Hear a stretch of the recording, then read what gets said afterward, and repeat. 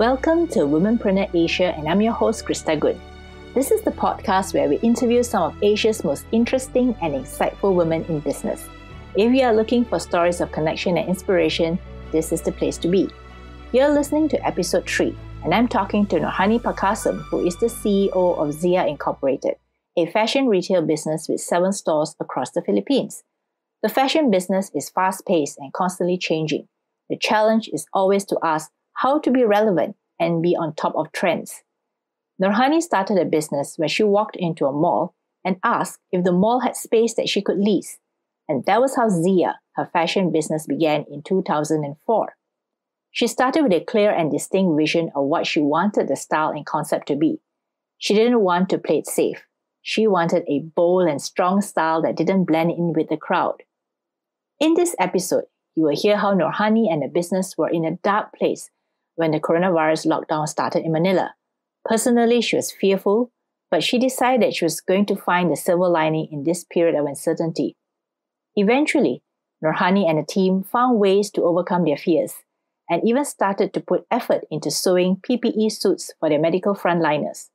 Interestingly, they even launched a new range, loungewear, during this pandemic, as women were working from home and didn't have the proper attire for their video calls. Their online sales have also exploded during this pandemic. As you will hear from this episode, Norhani talks frankly about the pros and cons of having her own team of sewers, which is uncommon for most fashion retailers in the Philippines, and why she keeps her team of sewers although it is not as cost-effective as outsourcing production to China. Norhani also started Ziya Artisan Project, a design collaboration with Maranao women weavers from her hometown who were displaced during the civil strife. The weaving industry in Marawi was almost dead, but was revived as many women went back to weaving as a means of earning a living. The woven product, or langkit, is used and combined with her Ziya products. She also talks about the storytelling used in marketing the Ziya Artisan range, which is different from the regular Ziya, and how she gained a different segment of customers through this community initiative.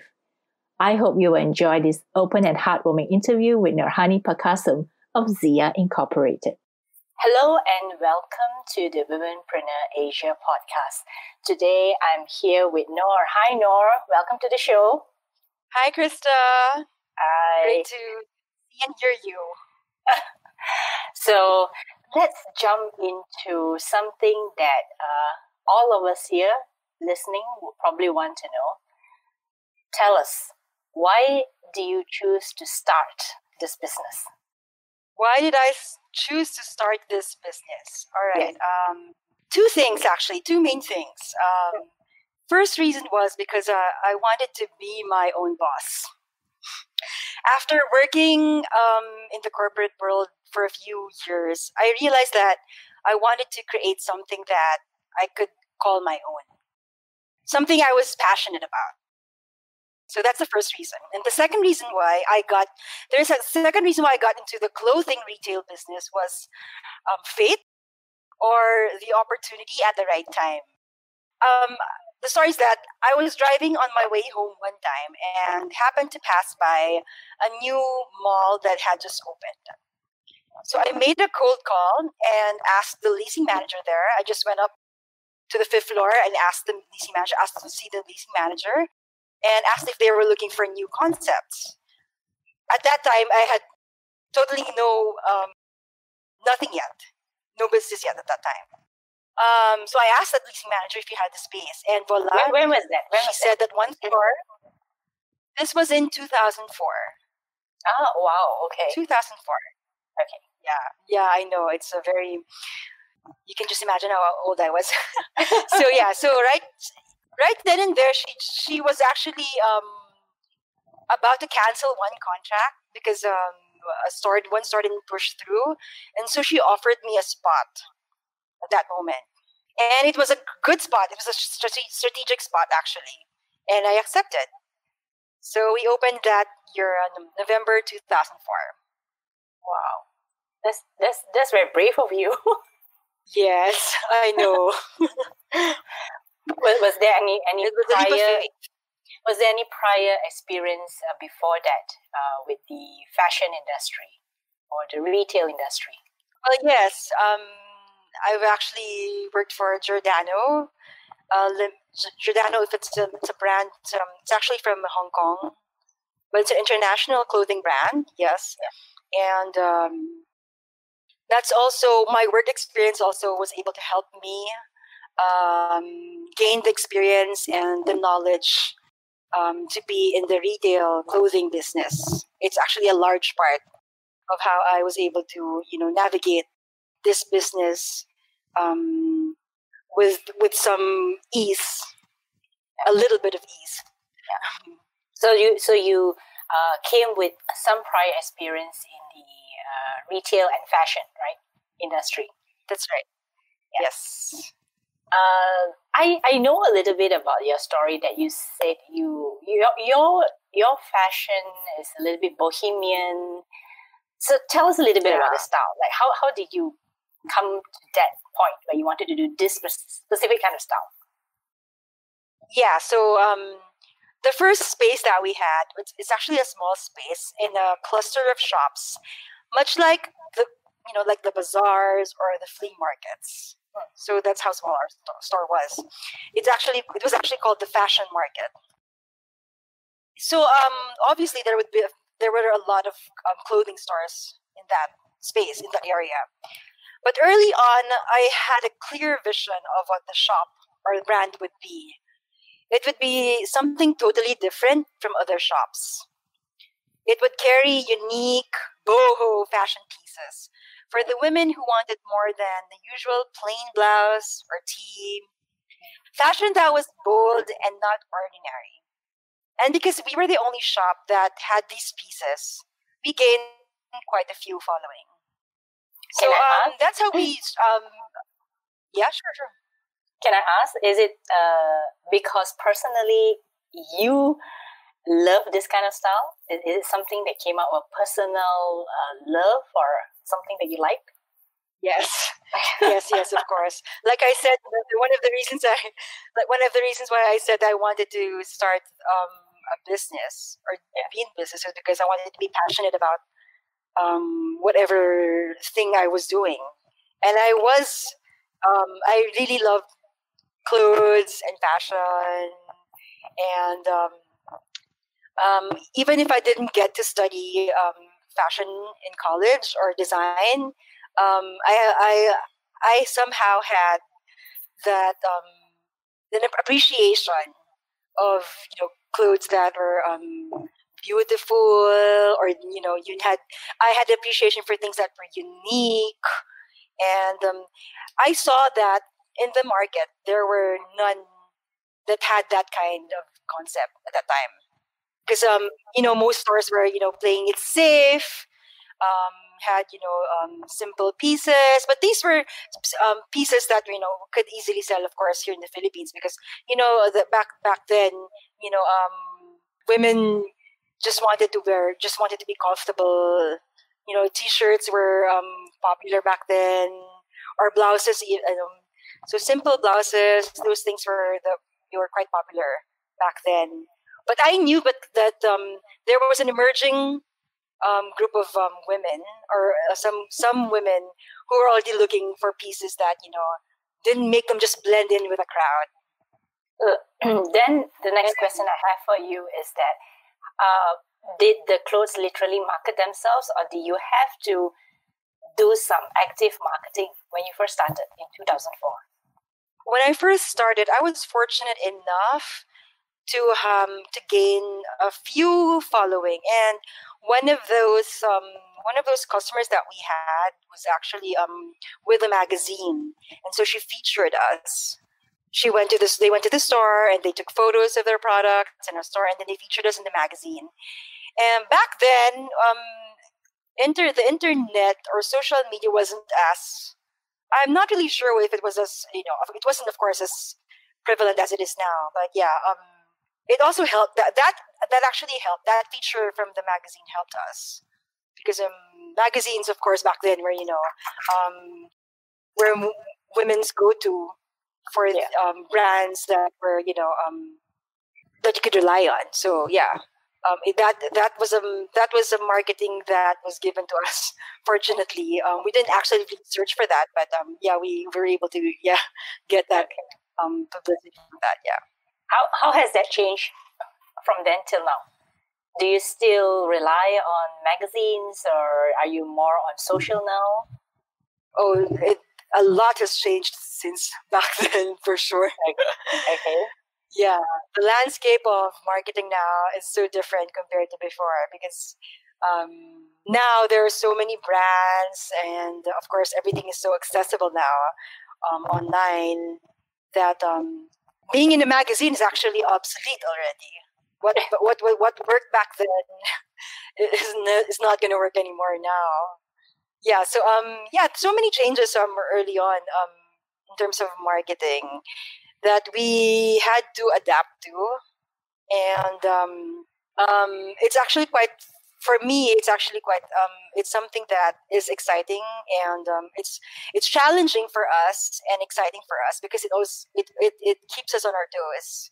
It makes us innovate in terms of how we present our brand, how we adapt to the changing times.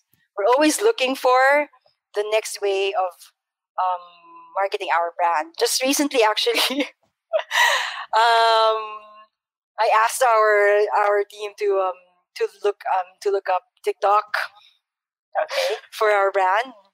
Okay. Yeah, because are you familiar with TikTok, Krista? Yes, yes, I see a lot of really funny videos. Are you on TikTok? No, I only got introduced to it by my teenager niece. She was telling, we actually were stalking her videos. We were stalking, me and my sisters. We were stalking her videos, and we were laughing. Yeah. Right. Yeah. I know. I myself wouldn't really think of being on that platform, but apparently, a lot of brands are on TikTok, because it's really it's quite popular nowadays, especially with the young ones. Yeah. So maybe the other thing. we're exploring that also. Yeah. So maybe the other thing is, like, besides TikTok, what are you? I know you're on Instagram, right? Ziya is we're on mainly Instagram. on Instagram. Yeah, we're mainly on Instagram and Facebook. And you sell on your own e-commerce store, as well as retail. Yes. Okay. Yes. So that is like, are these the different offline, online channels that you're using presently, or is there more to come besides TikTok? We are exploring actually more channels. We are actually in Zalora. Is there Zalora in Malaysia? Yes. We are in Zalora. Yeah. Philippines. To be honest, Zalora Philippines. Actually, to be honest, our online business was really has only just recently taken off, because we were more in the retail side of business. We have 7 stores around the country, and so far, well, of course, pre-pandemic, we were doing okay, and this summer would have been one of our strong sales season. Yeah, because our brand is actually connected, or it's seen as a summer brand. Yeah. So it was only during this pandemic that we were able to strengthen actually our website and our online sales.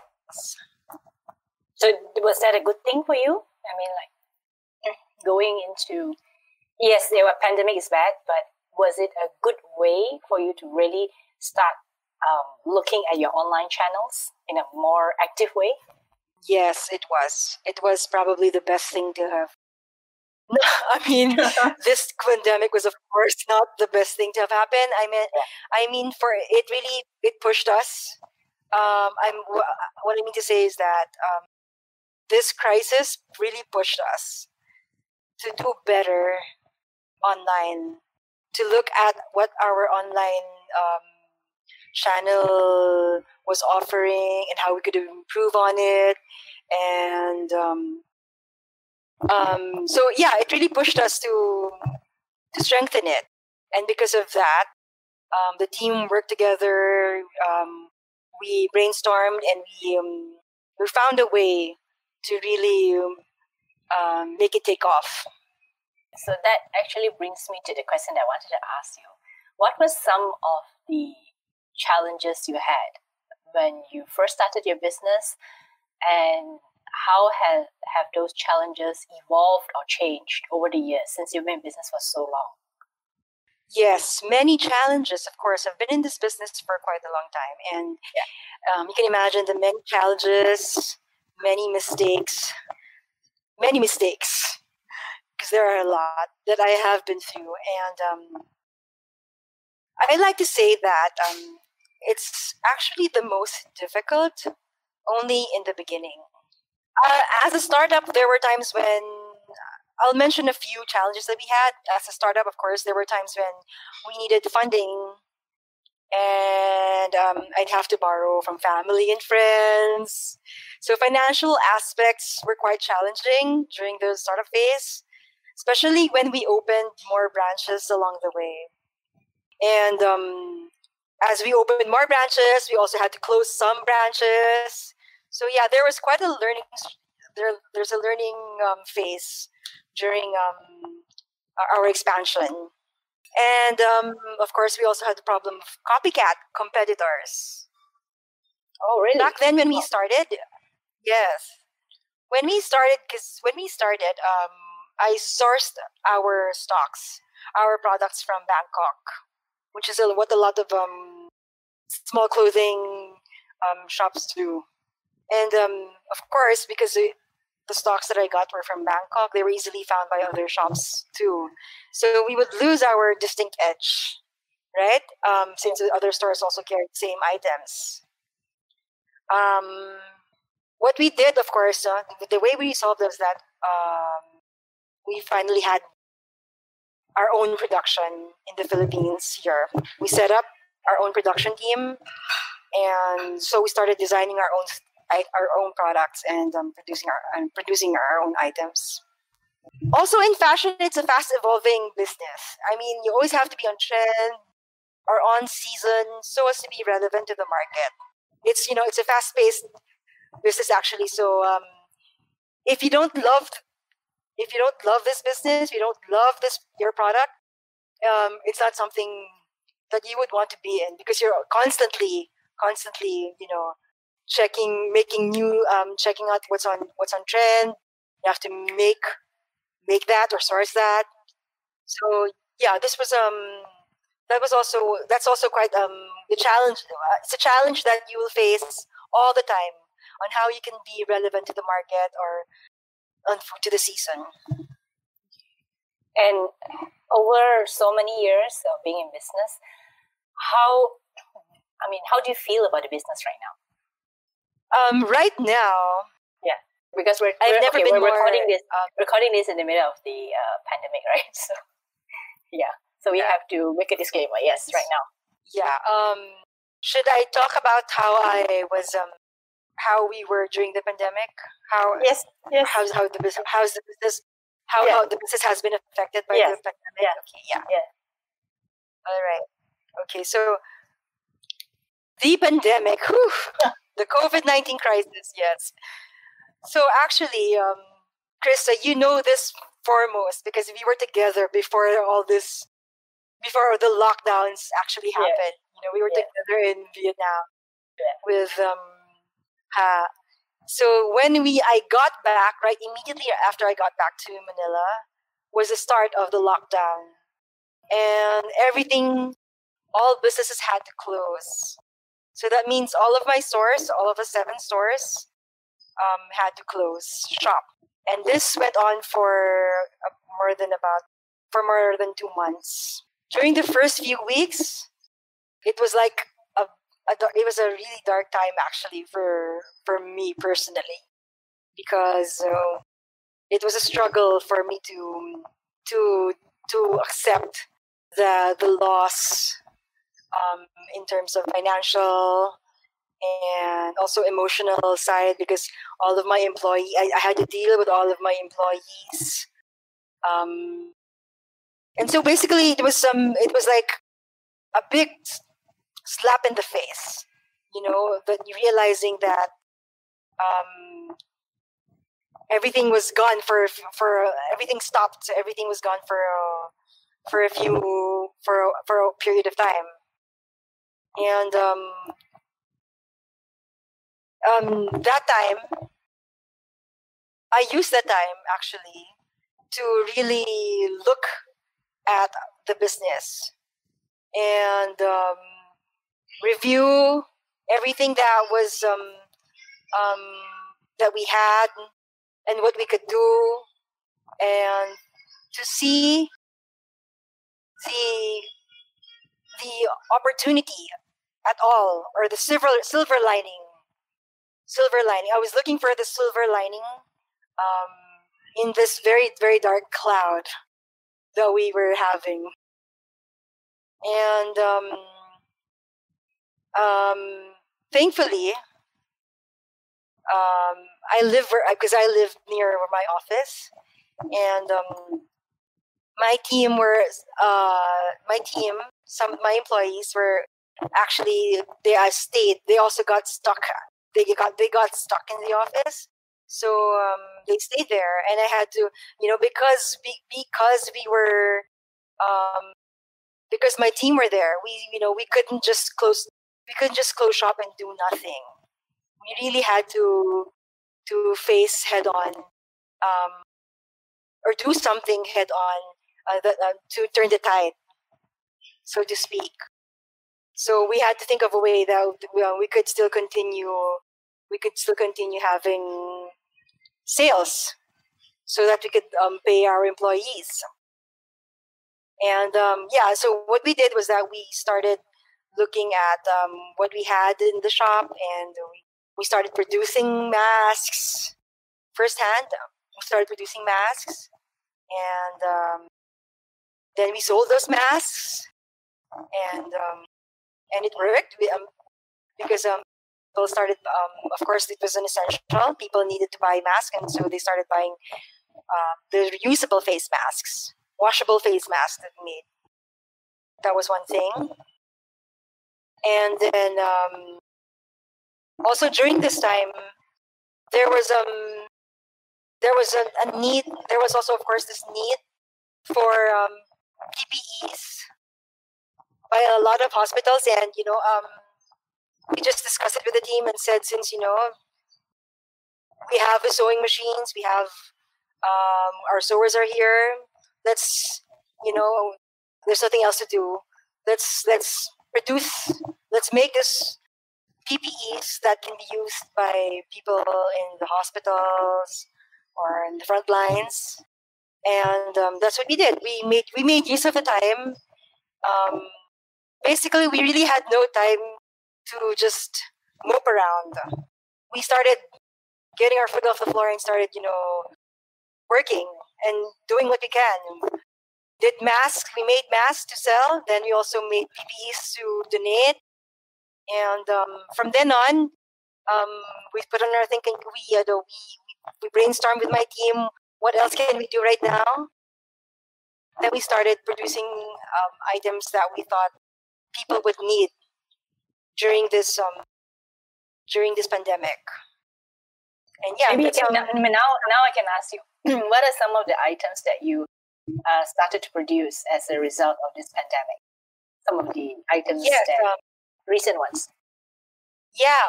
So given that all of our stores were closed, okay, and so our stocks were also inside those stores. Remember. So what we had was our production line. Okay, so we asked ourselves, what can we do to keep the business moving, to keep the business rolling at this time? Because the employees were there and they needed a source of income. They still needed to be paid. So what can we do? And we asked ourselves, what do people need right now besides just the masks? And we came up with homeware, of course, because everybody's at home, right? So we came up with homeware, the loungewear, which is something actually that I know we always talked about this before with our team. We always talked about designing loungewear, casual loungewear ever since. But now it really it became not just you know a luxury. It actually became a need because people needed. We saw also that people were looking for clothes that they could wear at home. So we designed some clothes, a few styles that could be worn at home, and we had. Luckily enough, we still had fabrics at our production, and we started making them. And then we fixed our website. We fixed our shipping options. We basically strengthened the online side, and we launched the loungewear. And from then on, it really took off. Thankfully, it took off. There really was a need for, especially because a lot of women were working from home during this time. During the pandemic, a lot of women were working at home, and they didn't really have the proper attire, and they were looking for clothes that had the flexibility of being worn at home, but still look good enough for video calls or video. Yeah, so yeah, women were looking for that, and we had the means to provide that. So it was actually quite uh, it was quite amazing actually that we were able to provide a need. There was actually a need born out of this crisis. So now I want to go into one aspect which I think we spoke about earlier, where in the initial years of your business, you said that a lot of people felt that it was not advisable to have a manufacturing side to the business because a lot of people who do retail would only focus on retail and they will get their supply of clothing from others, like you said, probably import or even get other people to produce for them. But in your case, for Ziya, you do have two sides, which is you do have the retail side, which are your shops in the mall, and then you also have the manufacturing side, which means that you maintain a group of sewers in your own manufacturing plant, so to speak. So how has this become, in a way, a good or a plus point for you during this time? And now looking back at it, what do you think of that? Starting that manufacturing part of it. Yes, having a production line is not really common, especially for Philippine clothing brands. Usually, they subcontract production outside to other countries. I'll start with the cons. Yes, other countries like China, of course, because we're cheaper there. So yeah, I'll start with the cons. First, it's more costly to have your own production line because labor is not really cheap here in the Philippines compared to China, and so overhead is also higher when you maintain both retail and manufacturing. If you are a small business, it's difficult to maintain both. So some would say that you need to focus on the retail side to excel this business. At least that's what a lot of other business people told me back then. But then, of course, the pro is that if you have your own production line, and let me be clear though, the stores that we have are just few at the headquarters, our office, our production line. Yeah, we just maintain a few group of stores. But the pro is that you have a faster turnaround. And this is critical when you have a product that sells well. So having in-house production makes it possible to deliver that product to stores faster rather than waiting for it to come from your imports, for example. And I would say also the best thing about having your own production is that you are able to provide employment to local sewers. So just for me, just imagining the families that you are able to support because of this, because of the jobs that you give, is enough reason for me to keep our production line, even though it may be more costly in terms of compared to having to import our products from abroad.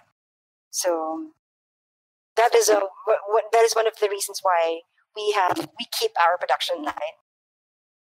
Okay, now I want to also ask you to talk a little bit about your community project, which I believe you feel very strongly about.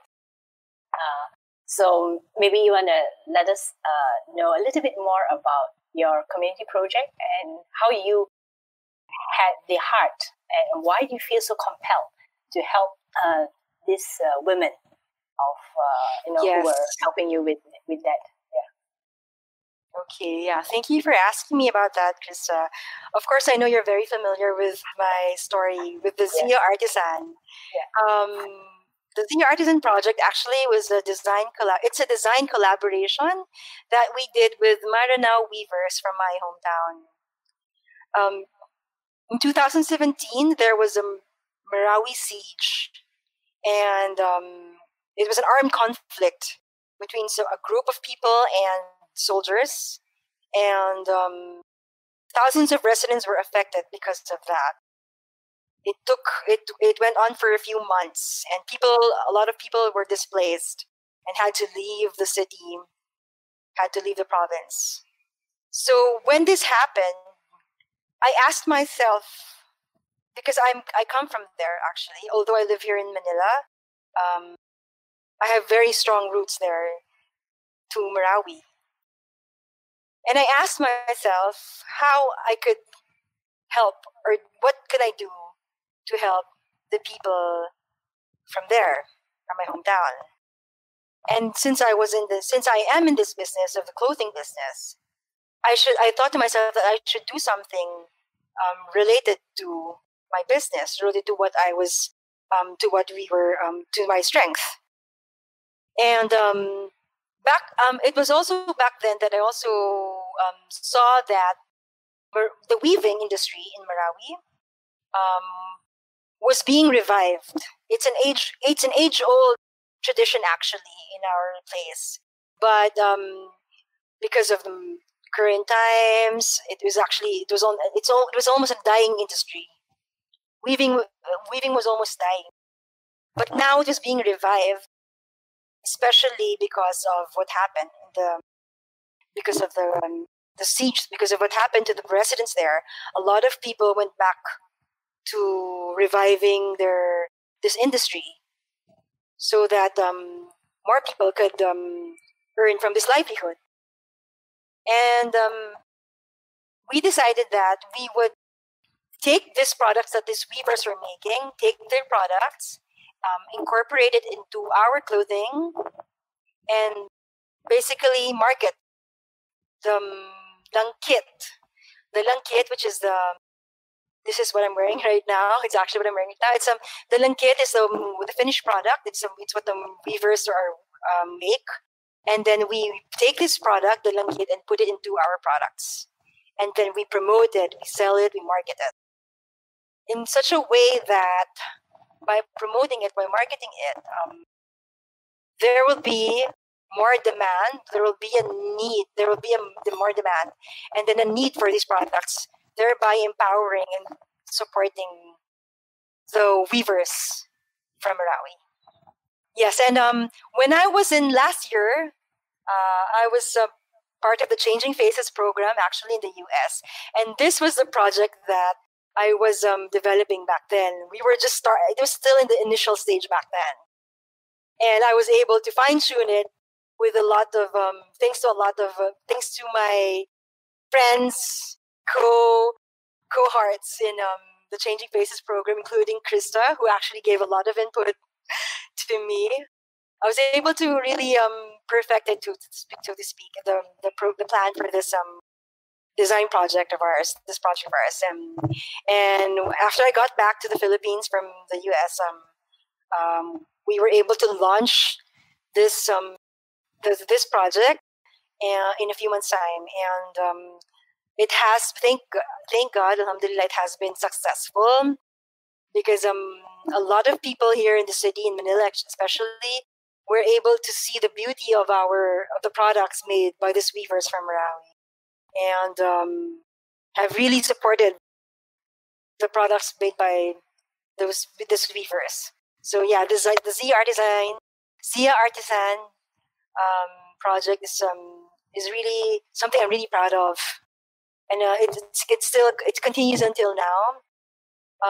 Actually, I was able to speak to the women weavers during this pandemic, and we've been able to talk, and I was able to ask and help them and advise them also on what they could do during this time, during the coronavirus, because of course a lot of people right now are not really looking particularly to the coronavirus has really affected a lot of people in many ways, and especially the the industry of in terms of in the industry of clothing or artist industry. The artist industry is actually one of the industries that have been badly affected, because of course people are only buying essentials now, right? Yeah. And they're not really looking to spend for artisan pieces. So they're the ones who have been badly affected a lot. But I was able to talking to the weavers, and they've actually been using this time to also make masks, and also they were able to make masks. They also pivoted their production line for now, and they've been making masks. And I'm happy to know that hear actually that they were actually able to get quite a lot of sales now in terms of with their products. Okay. Yeah, so I also want to ask you, before you came along with Ziya Artisan and helping the Maranao weavers with the langkit and basically putting their langkit into your products and your fashion, were there anyone doing it before, or are you the first? I would say that for Maranao weavers specifically, I could say that yes, I can definitely say that we were the first. We were the first brand that actually, we took these pieces, and because before they would use the product, the langkit product, for traditional purposes only, and so we really made it. We took that product, and we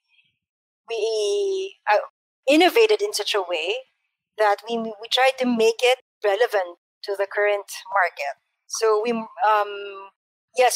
Ziya Artisan really made it. We were the ones who actually introduced the langkit to the market and made it relevant to them, and they saw it as something that could be people that that the modern woman could actually use, that people could actually wear, could actually use.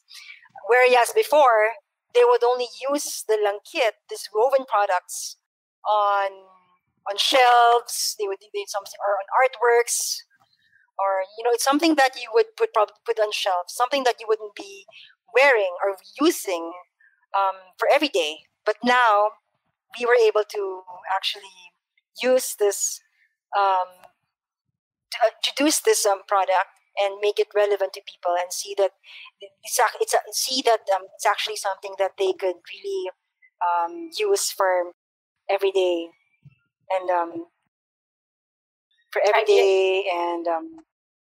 I think that was the thing that I was really excited for you, because of this incorporating something that's really traditional into something that's contemporary, and bringing that to the market. probably to the more urban and a different segment of market. As like you said, in the past it was just used as decor and art, but now it has come into its own with its own fashion wear. So now the other question I wanted to ask you is that how different is the marketing for Ziya Artisan versus the regular Ziya? Is there a different way of marketing it, or it markets itself too? Yes. Yes, and there is a different way for sure, because Ziya Artisan, of course, had a different price point from our current product line, and we really took away one of the learnings that I got actually from our Changing Faces seminar was that the marketing of this project would have to be different from the current way we market our products. And so what we did was that we had to educate our customers and inform them why these pieces were more expensive compared to our current line. And when we did that, in terms when we tried to do this online and also in stores. We had we also had publicity. We were also featured in the news for that. And then when we told the story of what Ziya Artisan was about, people really appreciated that, and it actually really became a strength for us. And in fact, our online sales started get better because of the Ziya Artisan line. Because a lot of the people who were interested in the story in our products and in our story looked for us online. That's how our online sales actually started to boom. So it means that actually Ziya Artisan actually helped your sales during this time too. Something that you wanted to do as considered like a CSR project actually helped you in so many different ways. Yes, exactly. For sure. It has actually helped the brand even. It has helped our brand in terms of credibility, even, I would say, because we gained even a different segment of customers actually from before, who actually some people look to the products, who are more conscious about the products that they buy. They actually started to support Ziya as a whole because of the project that we did with these weavers. Are there any other? Sorry. Yeah, go ahead. You see it, and even now, actually, I think we will see. Actually, I think we will see more people who will, because of this coronavirus and how it has impacted a lot of businesses. A lot of businesses that have closed, have lost sales, have lost income.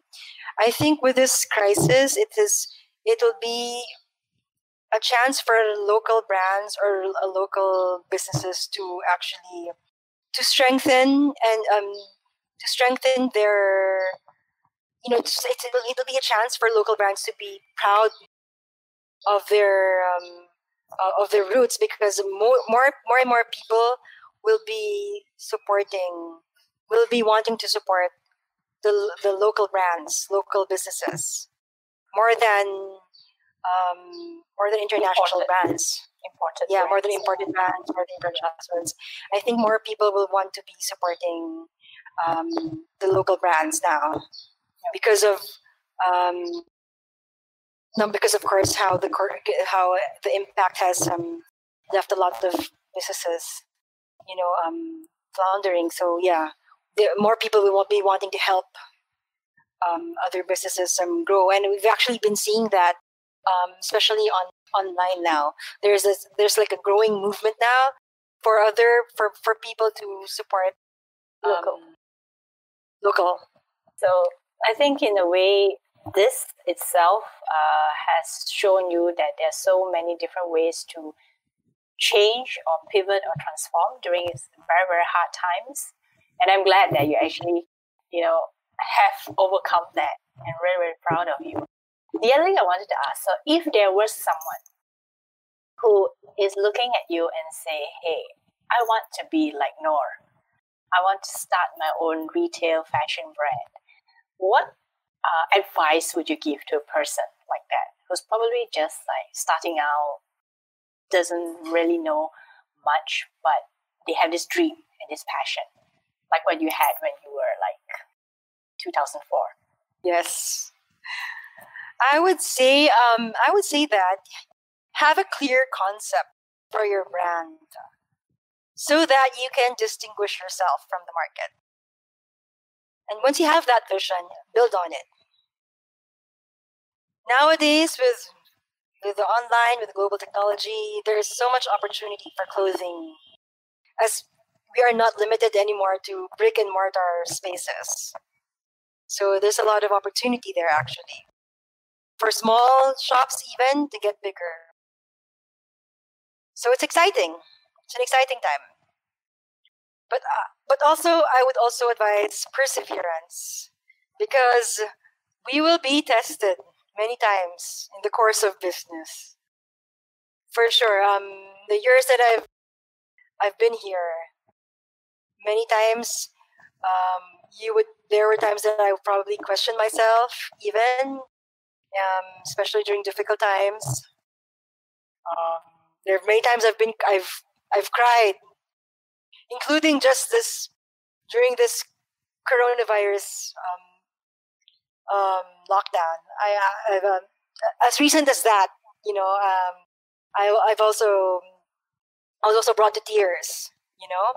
So yeah, many times we will be crying and we will be tested, but have perseverance and have faith, because once you really start to have faith, and believe in yourself and in your brand, you will be able to come up with things, with ideas, with action plans that you would have never thought of before.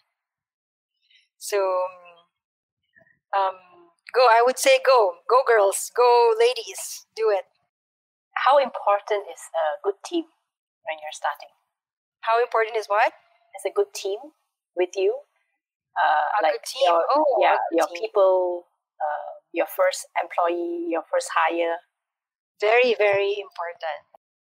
It's actually during this crisis is actually this is one of the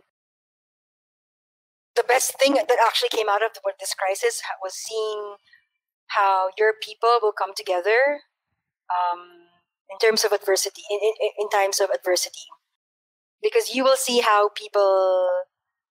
for example, how my designer actually, she didn't go home because she lives a bit far, so she stayed in the office. Actually, she lived there. She slept there during this whole time for about because she wanted to be with the staff who were also stuck there. She wanted to stay there, so she stayed there. And she stuck with the team, and so she was with me when we were brainstorming and coming up with what to do and our action plans.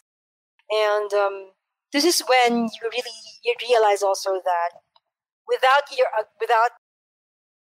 team, your business is nothing. Without the people, you will not be able to achieve anything, because of the resiliency of the people, because of their faith, because of the positivity that everybody tried to to imbibe during this time. We were able to climb out of the darkness, and reach this stage where we're growing again. We're fast growing. In fact, I would say that our online sales now has really taken off the roof during this crisis, and so we've actually seen an opportunity. We were able to see an opportunity that we hadn't thought of before, and we found this opportunity, and we were able to maximize on it and grow from it even more, and be stronger from it because of it. And it was only possible because of the people who were with us during this time. And yes, very, very important. The people who form part of the team are very, very, very, very important. And I think each and every one of them, and even our sales people are those who were affected.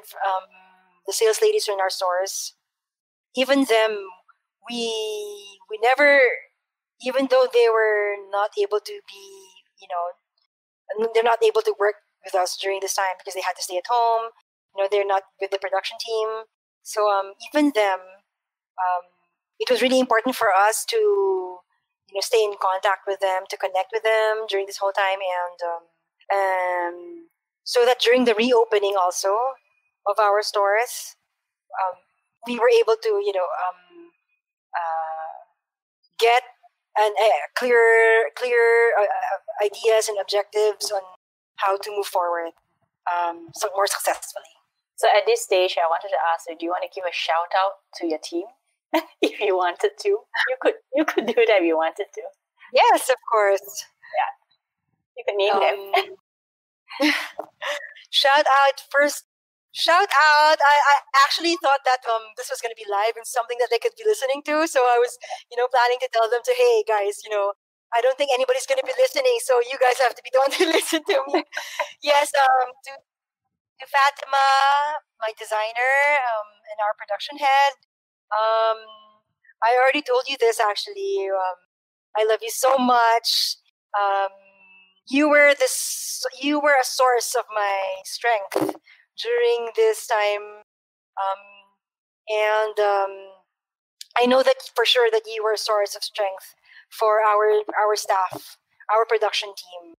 Thank you for staying with them during this whole time. You are one of the bravest persons that I know, and I know that you said to me that when during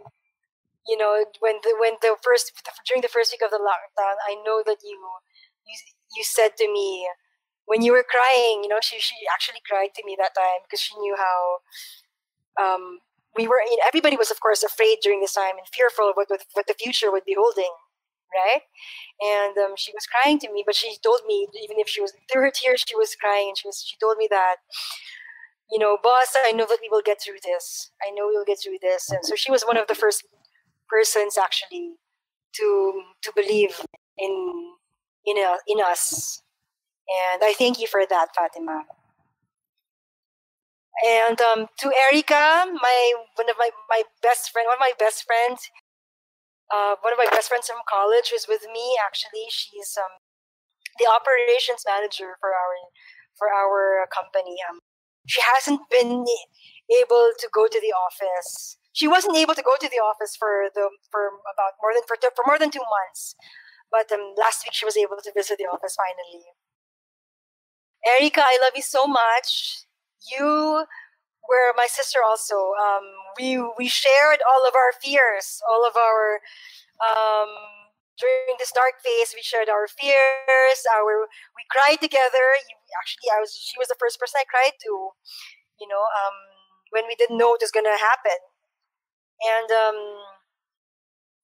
thank you also for being a source of strength and for being that that practical for being that practical person that you could go to for giving the practical advice and keeping things real. you were there, and until now you're still here, and thank you for that. And to the rest of the team, you know who you are. To our cutters, to our sewers, to our finishing team, to the sales ladies, you really know who during times of adversity, you really know you um you really know who your friends or who your employees are, who will stay true to you, or who will be loyal to this business. And I'm thankful that this during this adversity, during this dark time, I was able to see the people who will be with you through it all, through the dark and the good times. So yeah, that's it. That's really nice. I mean, it really shows actually it also shows the kind of employee that you are. That they would sleep in the office for you. Okay, we are almost at the end of our interview. I wanted to quickly go through some fun stuff. I mean, we talked a lot about the tough moments, the hard stuff, the heartbreaking stuff, as well as the good stuff, right? The heartwarming stuff. So let's do a quick one on what's your favorite book or books? Okay, favorite books. I'm actually a Harry Potter fan, so yeah, I love the Harry Potter series. Okay. But during this lockdown, I read. I also love biographies, and during this lockdown, I was able to read the biography of another biography of Steve Jobs, and the biography of Prophet Muhammad. And yeah, I also love that book right now. I'm loving that book. Okay. What's your favorite food? Okay, I love a lot of food. I love international food. But right now, because I've been binge watching Korean K-dramas, so now I'm into Korean food. Such as? But my comfort food, Korean food like bulgogi, kimchi. Okay. My comfort food? Anything spicy. But my comfort food has always been Maranao food. Maranao food from my hometown, which tends to have a lot of coconut and spices. So, do you cook? Yeah. Do you cook? No, I don't cook. Okay. Anyway, I did try to cook during this lockdown, but I don't think my kids and my husband particularly liked it. So yeah, I don't really cook. I have someone with me who helps me cook the food here. Someone helps us cook the food. So yeah. What about your favorite movie or show of all time? Gosh, okay. My favorite movie, I have a lot of favorite movies, but off the top of my head, I also love Lord of the Rings trilogy. I guess you can see I love trilogies or sagas, and I also like Rush Hour. I love funny movies.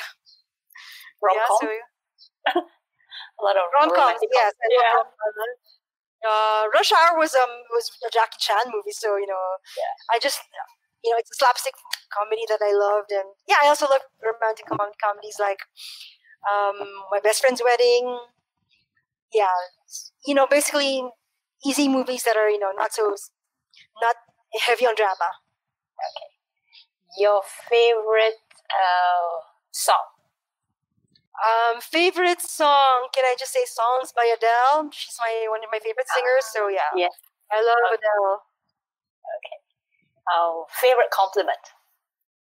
My favorite compliment of all time has to be, "You are the best mom ever," for my kids when they. That's so sweet. Yes. Yeah, but of course I'm the only mom that they have, so of course, yeah, that's what I love to hear the most. For those of you listening to this interview right now, I want to say that Nor is one of the most impeccably dressed women I know. She's always dressed so well. That I just oh my can't God. believe that you just got up and what do you do? So that's one of the things that I want to tell you personally too. That I was saying, oh my God, how do you do it? The rest of us look like perfect wrecks, but you just look so polished. Okay. Mashallah, mashallah. Oh my gosh, thank you. So I guess you are the brand. You are Ziya, right? Thank you for that. I don't think so, but thank you. Yeah. So, okay, what's the one key takeaway that you want our listeners to remember as a result of listening to our conversation today? What's that one thing that you want them to take to heart? Take to heart, yes. Yeah. There's this verse in the Quran actually that has really resonated with me recently, especially because of the COVID crisis and everything that's happened.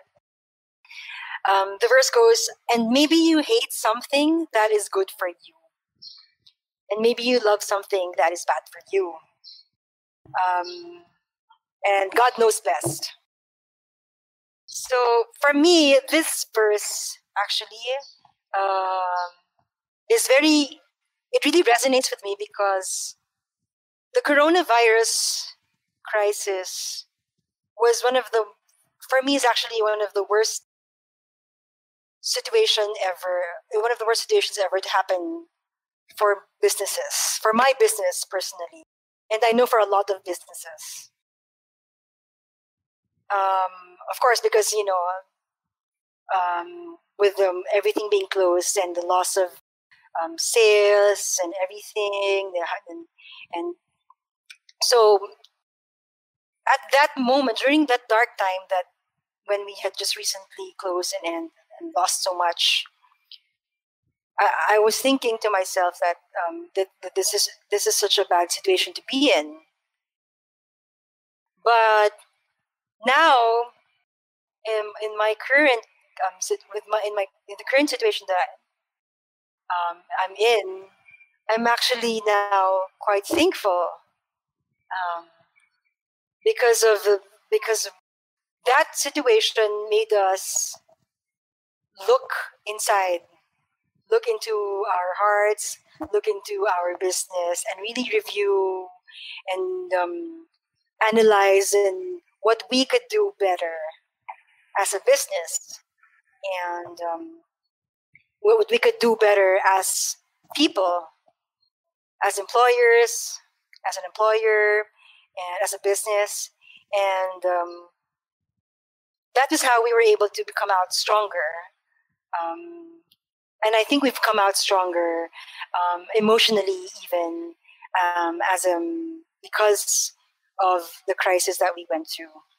So I hope that people or the listeners will look at situations or difficult situations that they get into and come from it stronger and learn from it, because there really will be there will always be something that you can learn from the difficult situations that you get. So that is the one thing that I really hope people take from listening to me today. That's wonderful. That really is wonderful. That reminds me that there's always light at the end of the tunnel. Exactly, Krista. There is always light at the end of the tunnel. Thank God. Alhamdulillah. Okay, finally, where can people find Ziya or Ziya Artisan online? I mean, can you let us know your website and where else can they find you? Yes, we are on social media, on Instagram mainly, Ziya Style, at Ziya Style, and our website is shopziya.com. And where can people find you, Nor, if they want to connect with you? Yeah. Personally, people can find me also on Instagram. Just look for Nor Godok. Okay. So thank you so much, Nor. It was a pleasure talking to you. It's a pleasure also learning from your story. Even though both of us met in the Changing Faces program last year in the US, we had such a packed schedule that even though we thought we knew each other, I don't think we knew each other that much. And I'm glad that I have that opportunity to talk to you in this very intimate way, as well as to delve into something that's really close to your heart, from your business to Ziya Artisan and to the things that you're doing now. And I feel that people who listen to you probably think, wow, that is something that they would really feel inspired by, right? Because you really, this interview that we're having right now is really during the COVID-19. So we're really going through the process, and you're telling people of the process that you went through and you came out of. So I think that itself is such a lovely, lovely story to begin and to end with, right? So this interview is actually at the right time. Thank you so much. Thank you for being my guest. And even though this is recorded, I hope that when it's out there, I hope your team and your staff will listen to it so that they can listen to how amazing that you think they are and how they are amazing to you and your business. So thank you once more, and have a really, really good Sunday with your family. Thank you so much, Krista. Actually, it's always so lovely to have a conversation with you. I mean, we were part of that audacious group of girls. Back then, we had this small knit group actually during the Changing Faces seminar that we had, we had this subgroup of with you and a few girls, and we were called the Audacious Girls. And I've always found talking with you to always be so stimulating, and I just love being around you, your aura. So I'm honored that you invited me to be a part of your podcast, Krista, and I really hope that we could talk soon again, and I'll see you soon. I'll see you soon. Okay, bye-bye. Love you. Bye. Thanks for listening to this episode. You can find all the links and show notes on our website, womenpreneurasia.com. If you have enjoyed this episode, please subscribe. If you're sharing this on your social media, please use the hashtag WomenpreneurAsia. In next week's episode, I'll be speaking to Anusha Kandasamy, who is a management consultant and senior leadership facilitator of Samanaya Consulting based in Malaysia.